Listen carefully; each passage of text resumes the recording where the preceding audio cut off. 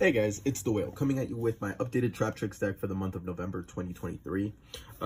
So before I get started, I want to say that I'm going to take this to locals probably in the next hour. So I kind of just built this just because I wanted another deck to play. I got a second set of Prosperities. So I was like, you know what? I feel like playing Traptrix. I feel like playing like a mid-rangey control deck. So Traptrix is my go-to deck. Of course, if you guys just care about the deck image, you guys know what the cards do. There's always going to be a deck image down below. The only thing I ask is to leave a like and a comment. If you guys have any questions on the ratio and stuff like that.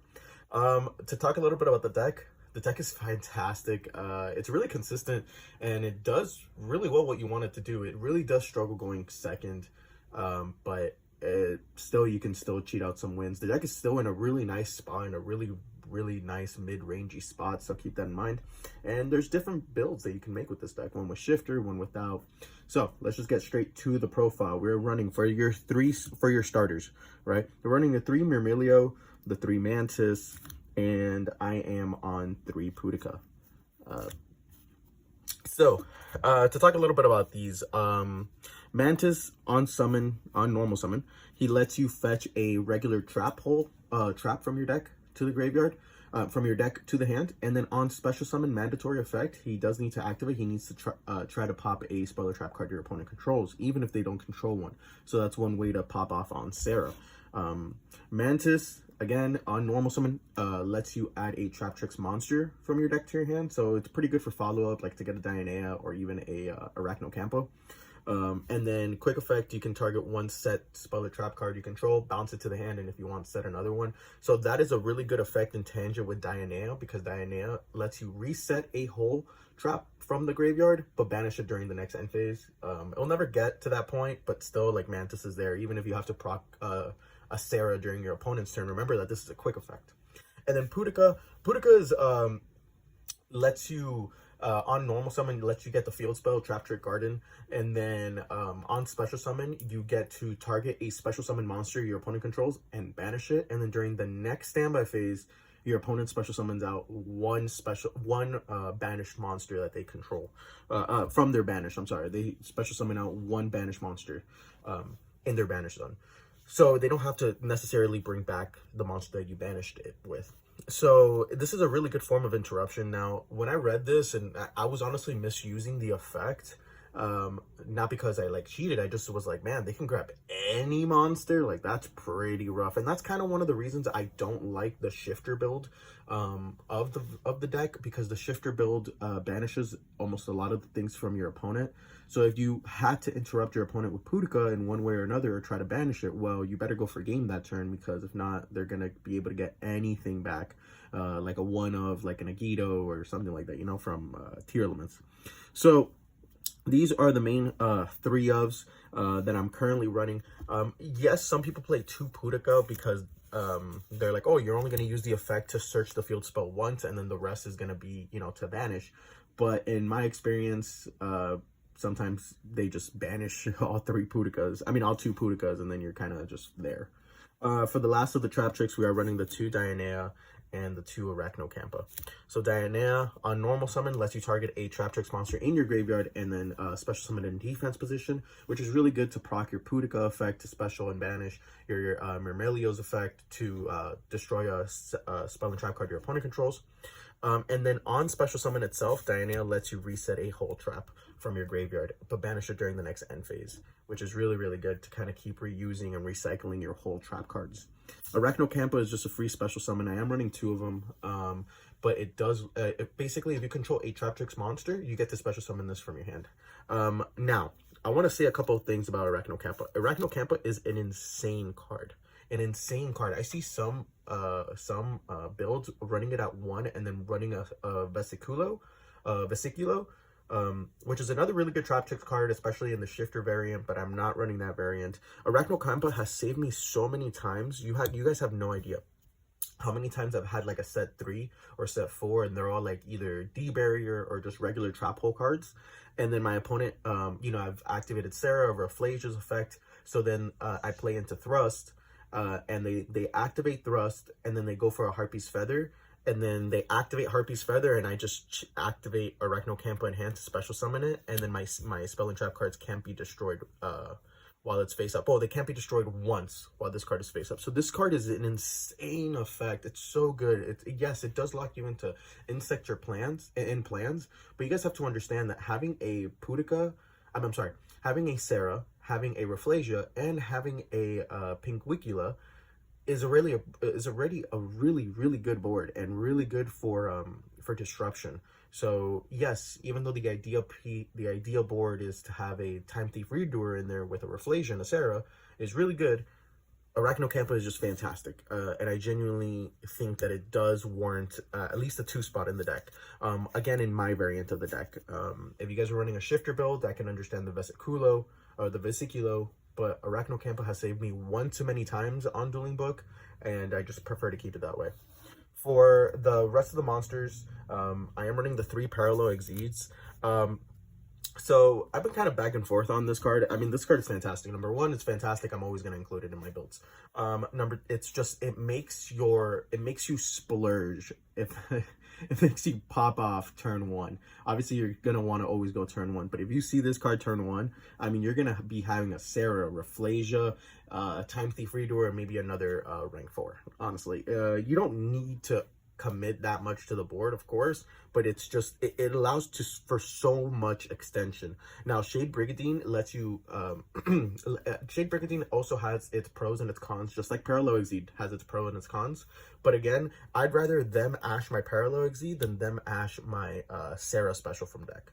So there's also that. It kind of pseudo protects Sarah in that way. Not only that, this also it's just a free level 4 body that you can easily just bring out. And yes, sometimes you brick on multiples, but you're always going to have one in the deck to special. And then next turn, if you have to go into another Sarah where you have that other one that you drew into in your hand to just have another level 4 body. So I just don't really see the negatives in this card, and I don't understand why the argument is so strong in like the Traptrix community. I do understand both parts of the arguments, but man, Parallel Exceed is just so good. You know, again, Shade Brigadine is good in its own right, but I'm not going to get into that. For the hand traps, I am running the 3 Ash. I mean, it's the best hand trap in the game. And then I am opting to run the 3 Droll Lockbird. So I think Ash is really good. Ash is really good. Since I'm not running the shifter variant, I did opt to run Droll. I was running Nibiru. Nibiru was also pretty shady sometimes, but still really good. But I feel like Nibiru kind of fell off.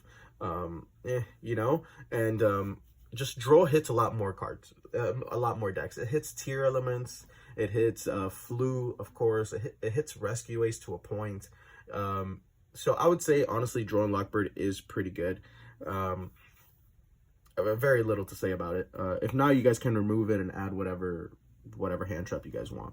That is it for the monster. So we're technically running 6 hand traps. Obviously, we're running 3 imperms, but I'll get to that when we get to the traps. So a total of 9 hand traps. For the spells, really small spell package, we are running 2 Traptrix Garden and 3 Pot of Prosperities. Okay, so honestly, it's not that big a deal. I run 2 Traptrix Gardens. I think this card is insane. I think it's really, really good. Everybody that has played against Traptrix know that if you really stop the first normal summon, and you don't have like an Arachnocampa or something in hand, you're done. You're done. You're dead in the water. Your first normal summon, even if they negate the effect, needs to go through. Now, the reason I play 2 Traptrix Garden is because even if I draw into one, I'm able to keep playing. Okay, I'm able to keep playing. Number 2, yes, it lets you keep playing in terms of like you can additionally normal summon. And number 2, it gives you your Traptrix monster additional battle protection. So the first time they would be destroyed by battle, they're not. So it becomes a real big hindrance to your opponent. And number 3, this card has 3 effects. Can you believe that? And people still complain that they only run 1. Again, everyone's entitled to their opinion. So the 3rd effect is that you can banish a insect monster or a monster. You can banish a monster you control. So you can banish your, you know, if whatever the case may be, you banish a monster you control to special summon a insect or plant from your hand or graveyard, right? Or is it a Traptrix? Whatever. Yeah, so special summon 1 Traptrix monster from your hand or graveyard. That's crazy. Okay. So number 1, it doesn't target, right? So it says if you can banish 1 monster you control, special summon 1 Traptrix monster from your hand or graveyard. Does not target. You don't have to say which Traptrix monster you're special summoning, either from your hand or from your graveyard. They have to respond to the effect of this, okay? And number 2, this is another piece of disruption, guys. This lets you recycle with Dianea. This lets you pop with Mermello. This lets you banish with Pudica. Yes, you can already do that with the trap, but this is just an additional access. And the fact that you just have to banish one monster that you control is really, really good. So I've done a lot of plays where I've taken things from my opponent in terms of, like, let's just say Asa, special summon Fenrir, or maybe a oh my god, what's this card called? Or maybe Alamaris, steal a card from my opponent, and then I can just, you know, bring back Pudica effect banish, and then, you know, I can just do a lot of things with it. So I just really like this ratio, okay? I think 2 Traptrix Garden is really good. If you guys want to run 1, by all means. I have tried cutting it down to 1, and I really have missed that second one, but it could also be that I'm not an experienced Traptrix player. To be honest with you, I don't really think this deck needs too much experience. The deck is really good in what it does, and it's very straightforward in what it does. So keep that in mind. Oh, as for the 3 prosperities, yes, I do run 3. You're never going to resolve 3 or 2 in a game, but usually I banish 3 turn 1, you know, to get as much disruption as possible. So keep that in mind.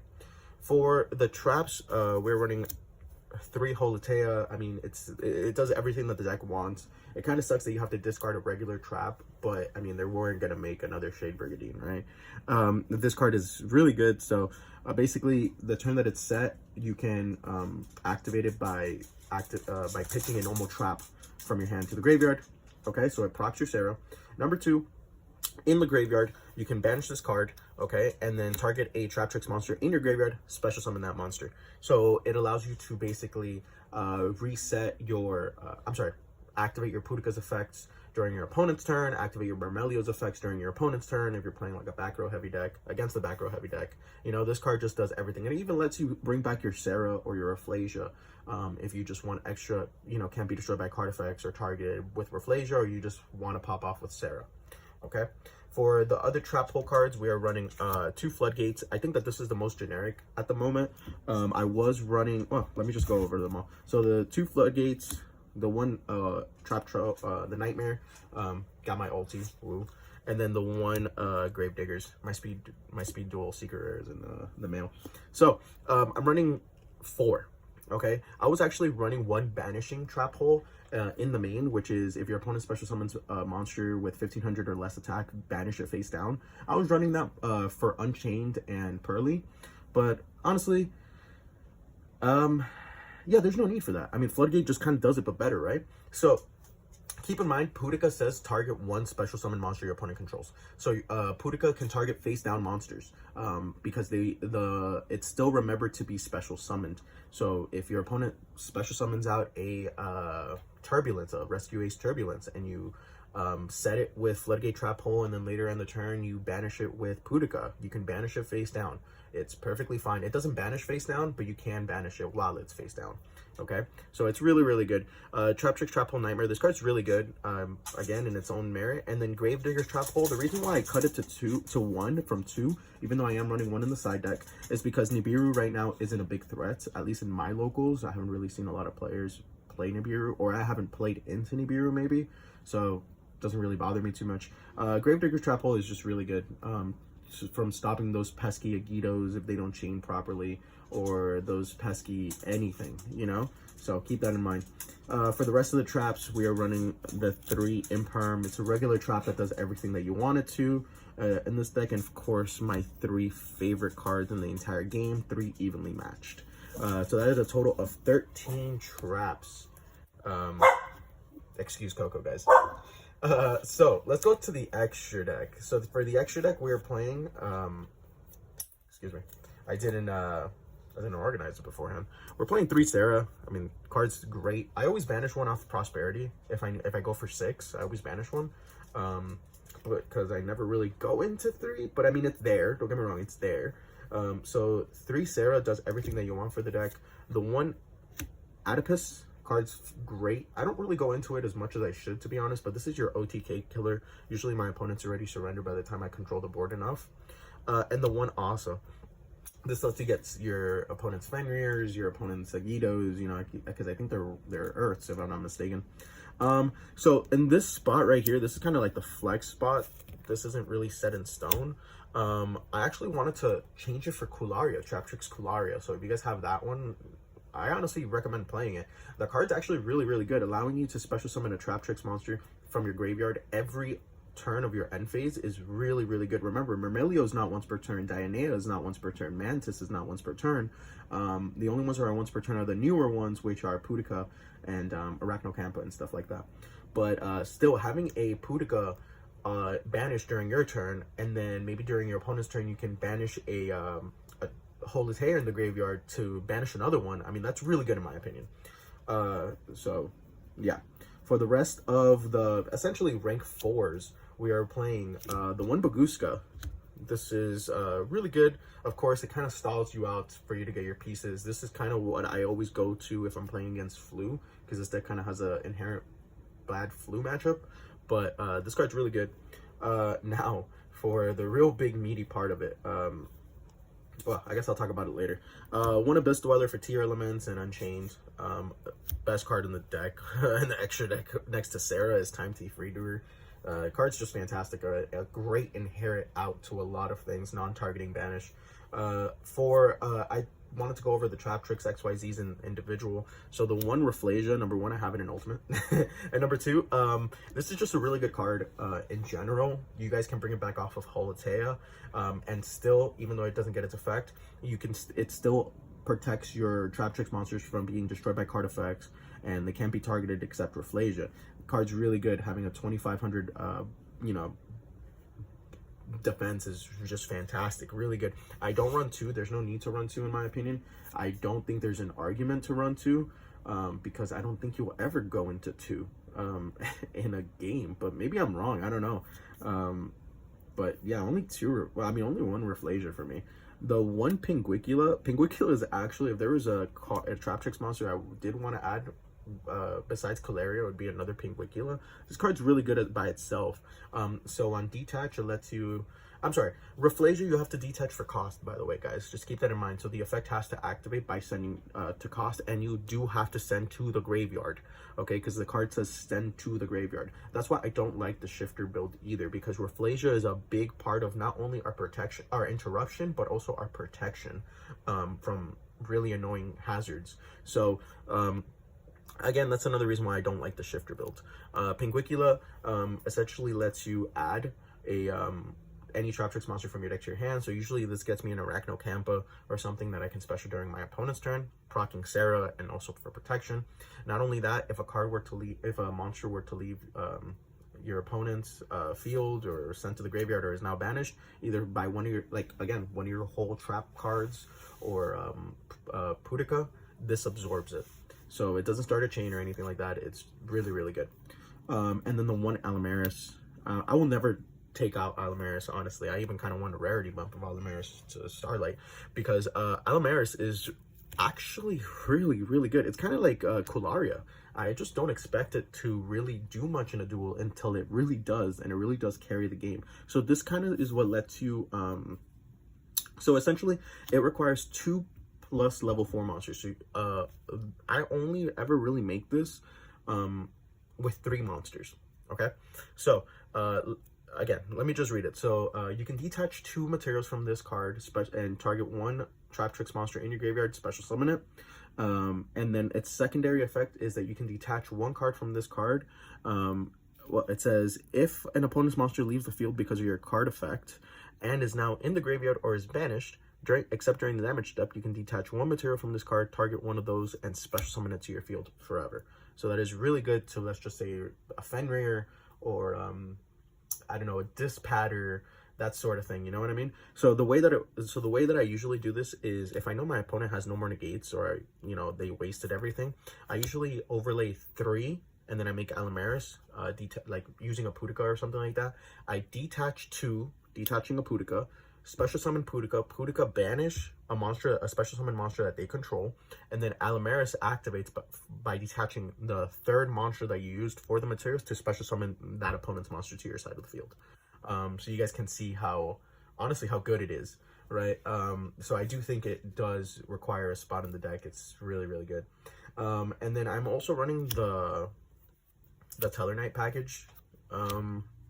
Honestly, this is very hit or miss for me. I've never once since I started playing the deck ever gone into this, because the fact that you need to wait until main phase 2 to go into not Telemaios, to go into Constellar Diamond. I mean, don't get me wrong, this is an auto win against most dark decks, especially tier elements. This is really good, but we already have an auto win against tier elements with Abyss Dweller.